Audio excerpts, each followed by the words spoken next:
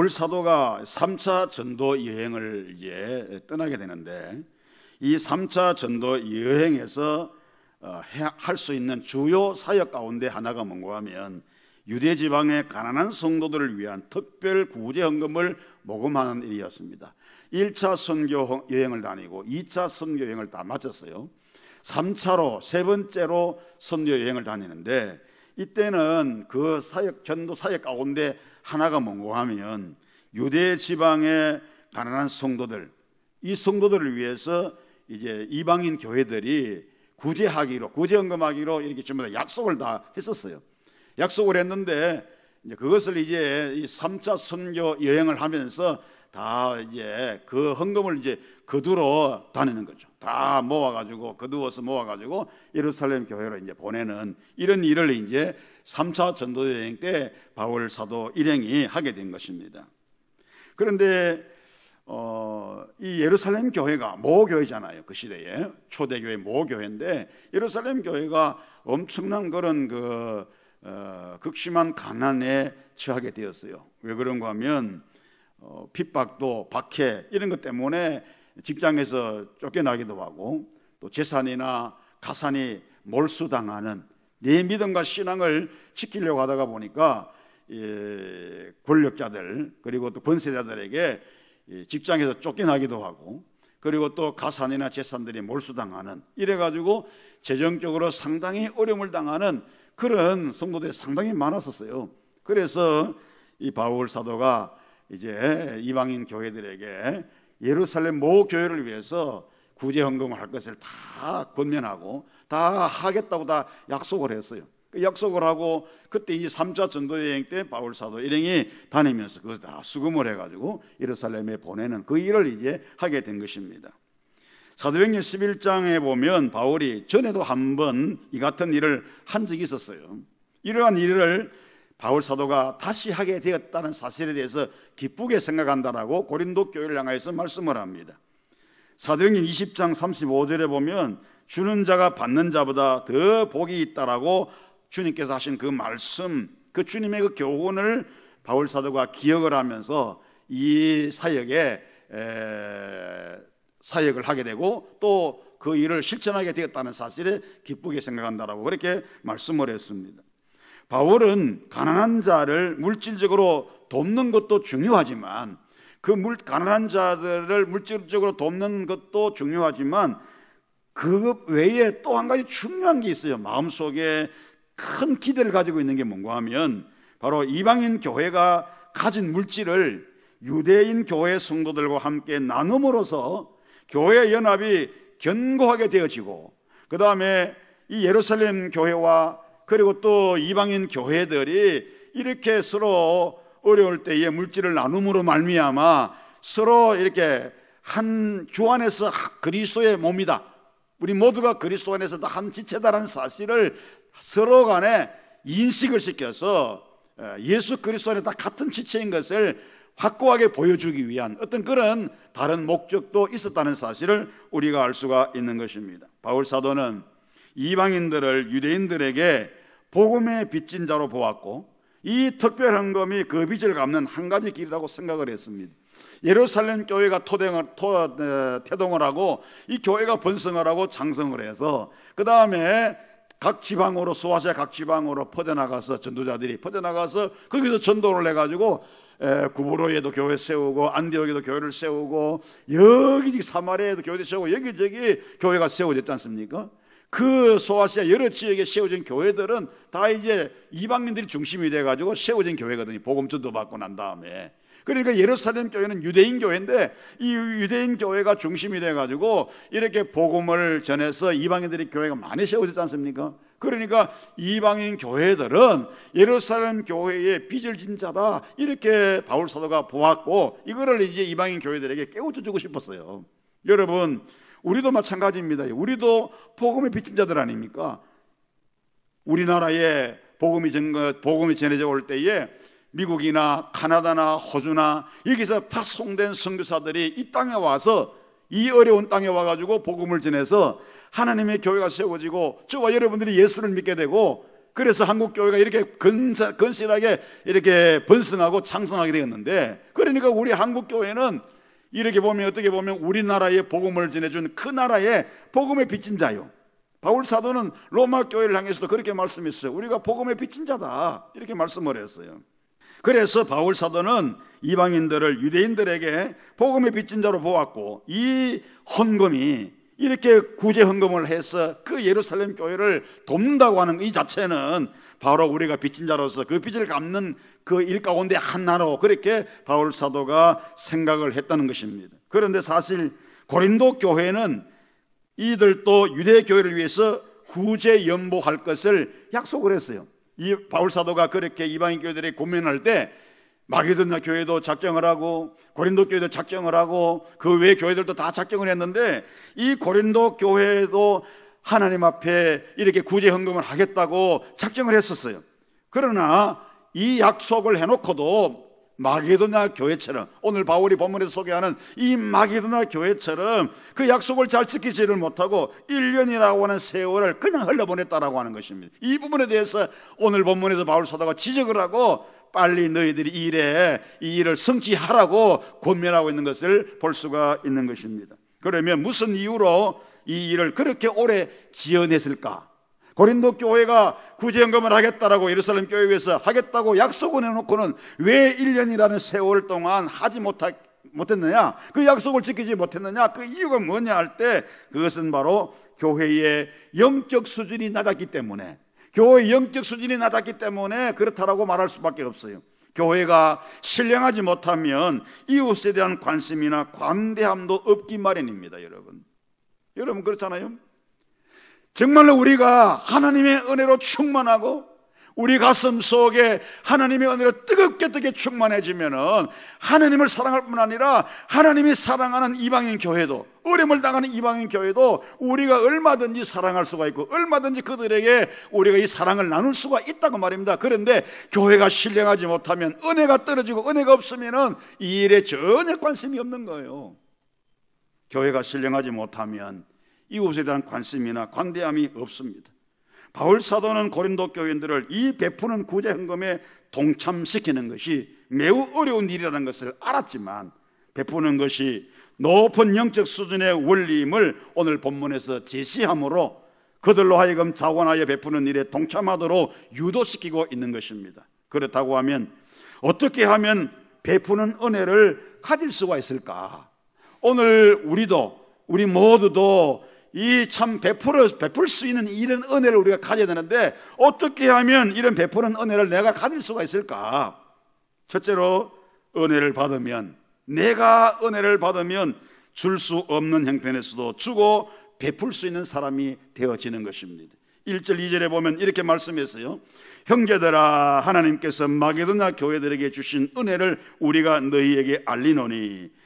고린도 교회 성도들에게 바울이 말합니다. 하나님께서 마게도냐 교회에게 주신 은혜를 우리가 너희에게 알린다, 너희들에게 말한다, 전한다, 이렇게 말합니다. 그게 뭔가 하면 환난의 많은 시련 가운데서 그들의 넘치는 기쁨과 극심한 가난이 그들의 풍성한 연보를 넘치도록 하게 하였느니라고 말씀을 합니다. 바울이 1절에서 예를 들고 있는 마게도냐 교회들은 극심한 시련을 겪었습니다. 그러면서도 그들은 바울 사도가 구제할 것을 제의를 했을 때에 그들이 흔쾌히 동의를 하고 여기에 최선을 다해서 그들이 동참을 했습니다. 그들은 단순한 시련을 겪은 게 아닙니다. 여기 많은 시련이라고 말했는데 단순한 시련이 아닙니다. 2절의 말씀에 보면 많은 시련을 겪었는데 그 중에 극한 가난도 있었다 그랬어요. 극한 가난. 이 말은 뭘 말하냐? 절대 빈곤을 말합니다. 절대 빈곤. 다시 말해서 이 말은 아무것도 가진 것이 없으며 앞으로도 가질 희망조차 없는 그런 형편을 의미하는 겁니다. 이같이 어려운 형편은 부분적으로는 그들의 신앙 때문에 생긴 일이에요. 그러니까 왜 마게도냐 교회가 그 지역에 뿐만 아니라 예루살렘 교회도 그렇습니다만은 그렇게 가난하게 되고 어렵게 된 이유가 뭐냐, 원인이 뭐냐 할 때에 신앙 때문에 생긴 일이다. 부분적으로 다른 이유도 있지만 한편으로는 자기들의 신앙 때문에, 무슨 얘기냐면 자기들의 믿음을 지키려고, 신앙을 지키려고 하다 보니까 경제적으로 어려움을 당할 수밖에 없다는 겁니다. 오늘 마찬가지죠. 오늘도 우리 교우들도요, 내 믿음을 제대로 지켜보려고 그러면 물질의 어떤 이런 부함과는 거리가 멀어요.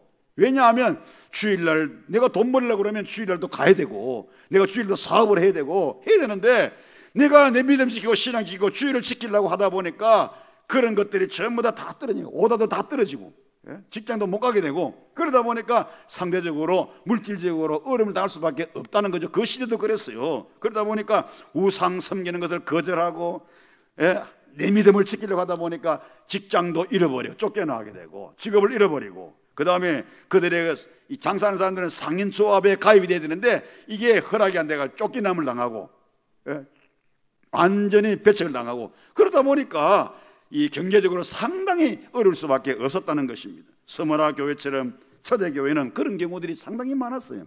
그러나 이와 같은 극한 환경 속에서도 이 마게도나 교회는 관대히 다른 사람들의 어려움을 도와주는 그 헌금에 적극적으로 동참을 했다는 거예요. 혹독한 시련과 극한 가난이 마게도나 교인들에게 있었지만 그들이 하나님의 은혜를 받으니까, 내가 하나님의 은혜로 살고 있다, 하나님의 은혜를 내가 지금까지 받아왔다라고 하는 이 사실을 그들이 가슴속에 생각을 하니까 이런 놀라운 행동이 나올 수밖에 없었다는 것입니다. 도리어 구제 헌금을 받아야 할 그들이 은혜를 받으니까 넘치는 기쁨과 넘치는 관용으로 구제 헌금에 적극적으로 동참을 할 수가 있었다라고 하는 것입니다. 이것이 뭡니까? 인간의 상식으로 설명할 수 없는 은혜로운 기적이 아닐 수가 없는 것입니다. 이렇게 하나님의 은혜를 체험하면 상황이 어렵고 힘들다고 베풀지 않는 핑계로 이용하려 들지 않는 것입니다. 우리가 잘 아는 대로 사렙다 과부 얘기하시잖아요. 엘리야에게 떡을 굽어가지고 그에게 죽었어요. 마지막으로 이 떡 만들어가지고 자기와 자기 자식 먹고 죽으려고 남겨놓은 이 마지막 밀가루, 마지막 기름, 이걸 가지고 떡 굽어가지고 엘리야가 가져오라고 그랬어요. 사렙다 과부는 하나님의 능력을 믿으니까 엘리야의 말대로 떡 굽어가지고 엘리야에게 갖다 주었어요. 그랬더니 엘리야가 그것을 먹고 축복해 주었는데 가뭄이 다하는 그날까지 가루통에 가루, 기름병에 기름이 떨어지지 않고 자기와 자기 자식이 다 먹고 극한 가난, 그 가뭄 속에서 생명을 부지할 수가 있었더라. 삭개오도 마찬가지입니다. 예수 만난 후 재산을 가난한 자들을 위해서 절반이나 나누어 주었어요. 그러나 부자 청년은 뭐라고 말했습니까? 주님께서 너 나를 따라오너라, 네가 가지고 재물 다 팔아서 가난한 자들에 나누어주고 너는 나를 따르라, 이렇게 말했더니 이 부자 청년이 자기 재물 때문에, 자기 재산 때문에 근심하면서 그냥 돌아갔다. 주님을 따르지 않고 떠나갔다. 이렇게 성경은 말합니다. 이런 점에서 볼 때 헌금 드리고 남을 구제하는 일은 부요나 환경적 문제와는 별개로 격리되어 있다는 진리가 승리되는 것을 우리가 확인할 수가 있습니다. 은혜라고 하는 것은 무엇입니까? 환경을 초월해서 주어진다는 것입니다. 그래서 우리가 은혜 받으면, 우리가 은혜로 충만하면, 그래서 영적 수준이 올라가게 되면 우리도 얼마든지 없는 형편에서도 이런 구제나 그리고 사랑의 어떤 이런 일에 우리가 얼마든지 동참할 수가 있습니다. 은혜가 되시기를 축원합니다. 두 번째로 은혜를 받으면 주님께서 주셨듯이 우리도 줄 수가 있어요. 5절로 8절에 보면 이렇게 말씀합니다. 우리가 바라던 것뿐 아니라 그들이 먼저 자신을 주께 드리고 또 하나님의 뜻을 따라 우리에게도 주었도다 라고 말씀을 합니다. 바울이 마게도나 교회의 아름다운 사랑과 선행을 칭찬하면서 고린도 교회의 불선행에 대하여 책망하며 그 선행에 참여할 수 있도록 권고하고 있는 말씀인데, 마게도나 교회 성도들이 어떻게 주님을 본받아 주는 삶을 살았습니까? 첫째로 마게도나 교인들은 그리스도처럼 자신들을 하나님과 다른 사람들을 위해서 드렸던 것입니다. 5절에 보니까 우리가 바라던 것뿐 아니라 그들이 먼저 자신을 주께 드리고 그랬어요. 만일에 우리 자신을 하나님께 드릴 수 있다면 우리의 물질을 드리는 데는 아무런 문제가 없습니다. 내 몸을 드릴 수 있다고 하면, 내 자신을 주께 드릴 수 있다고 하면 내가 가지고 있는 물질을 드리는 데는 아무런 문제가 없습니다. 뿐만 아니라 우리 자신을 하나님께 드릴 수가 있다고 하면 다른 사람을 위해서도 우리 소유를 얼마든지 나눌 수가 있다고 하는 것입니다. 하나님을 사랑하면서 이웃의 필요를 무시하는 일은 있을 수가 없기 때문에 우리가 우리 자신을 주님 앞에 드릴 수가 있다고 하면 우리가 가지고 있는 물질, 내가 가지고 있는 그 어떤 것도 우리가 하나님을 위해서 또는 이웃을 위해서 얼마든지 우리가 나눌 수가 있는 것입니다. 우리 주님은 어떻게 하셨습니까? 우리를 위해서 당신 자신을 주셨어요.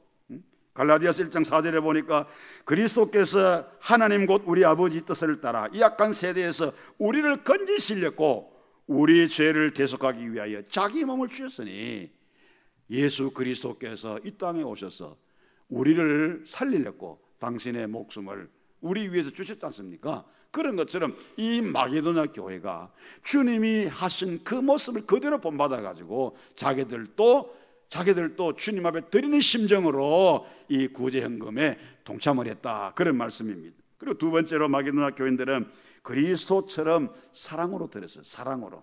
의무가 아닙니다, 여러분. 의무적으로 억지로가 아니라 사랑으로. 우리 주님께서 우리를 위해서 당신의 몸을 아낌없이 사랑으로 주셨던 것처럼 이 마게도냐 교회도 구제헌금할 때 바울이 하라고 하니까 억지로 마지 못해서, 겉으로는 속으로는 하기 싫은데 겉으로는 안 하니까 체면도 있고 이래가지고 막 기분 안 좋은 마음으로 억지로 그렇게 한 것이 아니고 사랑으로 했다는, 사랑으로. 무슨 사랑으로? 주님께서 자기들을 사랑하신 것처럼 자기들도 이 구제받아야 할 예루살렘 교회, 유대인 교회들을 사랑하는 마음으로 했다는 거예요. 그래서 우리도 마찬가지죠. 우리가 구제헌금할 때, 이웃을 도울 때 억지로 하게 되면, 인색하게 하게 되면 참으로 우리가 보잘것없이 그렇게 할 수밖에 없지만, 정말로 우리가 주님이 나를 사랑하신 것처럼 나도 그들을 사랑하는 마음으로 하게 된다고 하면 아낌없이 우리가 얼마든지 여기에 동참할 수가 있다라고 하는 것입니다. 그리고 세 번째는 마게도냐 교인들이 희생적으로 드렸다고 했어요. 희생적으로. 오늘 9절에 보니까 우리 주 예수 그리스도의 은혜를 너희가 알거니와 부요하신 이로서 너희를 위하여 가난하게 되심은 그의 가난함으로 말미암아 너희를 부요하게 하려 하심이라, 이렇게 말씀하셨는데, 우리 예수님은 분명히 부요하신 분입니다. 그렇죠? 하나님이시고 만물을 창조하신 창조주 하나님이시고 섭리하시는 하나님이시잖아요. 그렇기 때문에 분명히 부요하신 분이지만은 그분은 가난하게 되셨어요. 왜요? 우리로 하여금 부요하게 하시려고, 오늘 함께 하신 우리 모두를 부요하게 하시려고 스스로 부요하신 분이 가난하게 되셨다. 다시 말하면 당신이 가지고 있는 모든 것 다 내버리셨어요. 하나님의 그 보좌, 권세 다 내려놓으시고, 빌립보서 2장에 보면 하나님의 본체시지만은 하나님과 동등됨을 취할 것을 이기지 않았다 그랬잖아요. 그 보좌를 다 버리시고 사람의 몸으로 종의 형체를 가져서 이 땅에 오셨습니다. 이 땅에 오셔가지고 3년 동안 당신의 모든 것 다 주시고 마지막에는 십자가 위에서 생명까지 피 한 방울 물 한 방울 남겨놓지 않고 다 쏟아부어 주셨잖아요. 왜 그렇게 하셨습니까? 당신이 가지고 있는 거 전부 다 내려놓았어요. 다 비워주셨어요. 왜요? 우리를 부요하게 하시려고. 그래서 요한복음 10장 10절에 뭐라고 그랬습니까? 내가 온 것은 양으로 생명을 얻게 하고, 양으로 생명을, 하나님의 백성들로 하여금 생명을 얻게 하고, 그 다음에 생명 얻은 그들로 하여금 뭐요? 풍성한 삶, 더 풍성하게 하시려고 우리 주님이 이 땅에 오셨다. 그래서 마지막 십자가 위에서 죽으심으로, 생명 내어 던지심으로 말미암아 우리에게 생명 주시고, 그 예수님 때문에 우리가 날마다 풍성한 삶을 살게 됐지 않습니까?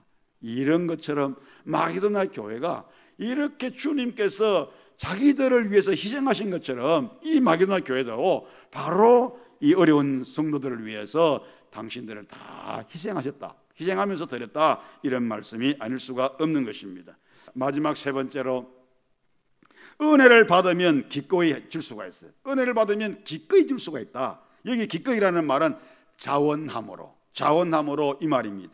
오늘 10절과 쭉 12절까지 보면 이 일에 관하여 나의 뜻을 알리노니 이 일은 너희에게 유익함이라. 너희가 1년 전에 행하기를 먼저 시작할 뿐 아니라 원하기도 하였은즉 이제는 하던 일을 성취할지니 마음에 원하던 것과 같이 완성하되 있는 대로 하라. 할 마음이 있으면 있는 대로 받으실 터이요 없는 것은 받지 아니하시리라 그랬어요. 여러분, 약속과 실행 사이에는 참 큰 차이가 있습니다. 약속과 실행 사이에는. 그렇기 때문에 교회가 어떤 큰 일을 앞두고 성도들에게 요청을 합니다. 우리 함께 이 일을 성취하기 위해서 우리 헌금을 합시다 그러잖아요. 그래서 헌금이 있는 분들은 바로 즉시 하게 되고, 없는 분들은 작정을 하게 되는 거죠. 그래서 성도들이 보면 작정할 때는 참 은혜가 있어가지고 작정을 하는데 나중에 이게 작정하고 난 다음에 시간이 좀 오래 걸리고 나면 실행을 해야 되는데 그때는 또 마음이 좀 다를 수가 있어요. 그래, 약속할 때하고 실행할 때하고 이 큰 차이가 있을 수가 있다는 거예요. 고린도 교인들은요 1년 전에 특별 구제 헌금에 동참하리라고 디도에게 약속을 하고 자랑을 했어요. 네?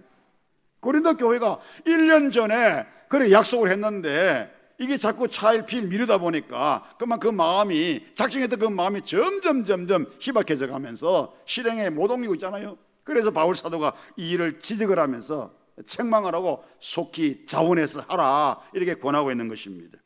왜 그렇게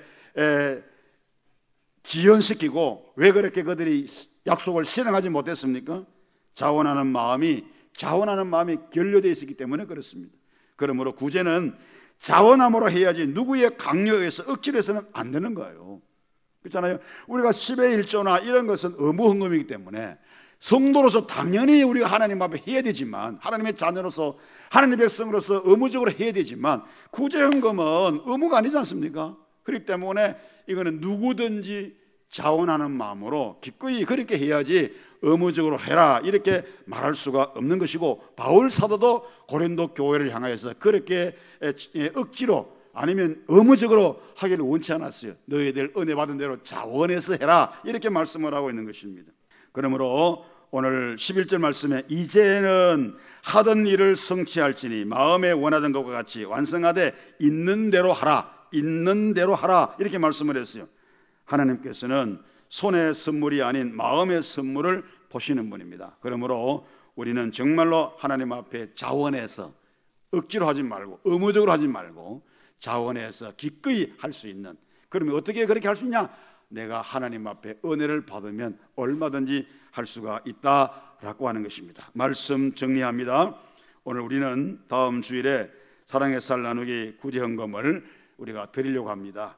은혜 받으면 줄 수 없는 형편에서도 얼마든지 우리가 나눌 수가 있고, 은혜 받으면 주께서 주셨듯이 우리도 얼마든지 줄 수가 있고, 또 은혜 받으면 기꺼이 자원함으로 할 수가 있습니다. 하나님께서 여러분에게 주신 은혜대로, 여러분이 받은 은혜대로 그렇게 결심하고 결단해서 자원하는 마음으로, 기쁜 마음으로, 감사하는 마음으로 여기에 다 동참해서 우리의 마음, 우리의 사랑, 이것이 이웃들에게 전해지고 또 나누어질 수 있도록, 그래서 우리 모두가 그리스도 안에서 한 몸이요 한 지체라는 사실을 우리 모두가 함께 인식할 수 있도록 우리 모두가 함께 동참해 주시기를 주의 이름으로 축원합니다.